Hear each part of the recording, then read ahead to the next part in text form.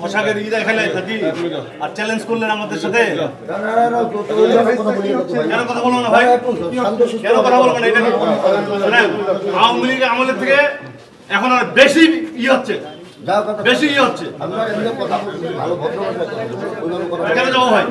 ওই আসামিকে সুরাতে আসছিল তারা, হ্যাঁ, আসে রিকোয়েস্ট, প্রথমের দিকে রিকোয়েস্ট করে যে আসামিকে মানে কোনো গুরুত্বপূর্ণ মামলায় যেন না দেই, নর্মালি চালান করি বা করি, এই কাজটা ধর পাই। তারপর তারা হিংস্র হয়ে ওঠে, হিংস্র আচরণ করে, গালিগালাজ করে, হ্যাঁ, থানা জ্বালিয়ে দিবে, দেখে নিবে, পরদিন ওসিগিরি করি কিভাবে করি, ওসিগিরি করে দেখে নিবে, এই ধরনের আর কি হুমকি টুমকি বিভিন্ন প্রকার অকথ্য ভাষা। আবার যে সাব ইন্সপেক্টর ধরছে ওকে ওকে গালিগালাজ করতেছিল, তো আমি গেলাম যে কিভাবে এভাবে কথা বলছেন, কেন কি হয়েছে, তখন আমার সহ গালিগালাজ, অকথ্য ভাষায়, একেবারে অকথ্য অশ্রাব্য ভাষায় গালিগালাজ।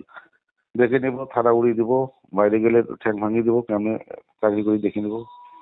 যে পীরগঞ্জের যুব দলের সভাপতি মিঠু, মিঠু সহ 5-7 জন ছিল আর কি।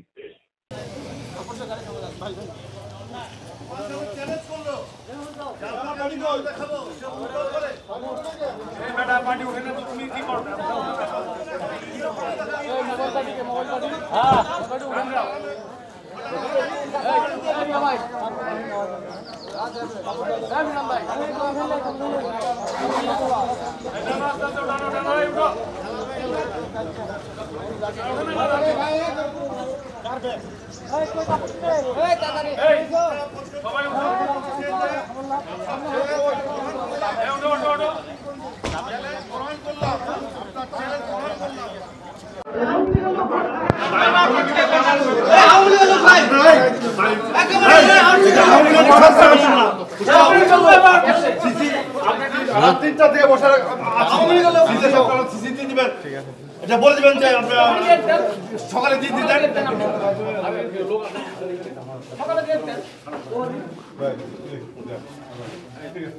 পোশাকের ঈদ খেলে থাকি আর চ্যালেঞ্জ করলেন আমাদের সাথে। কেন কথা বলবো না ভাই?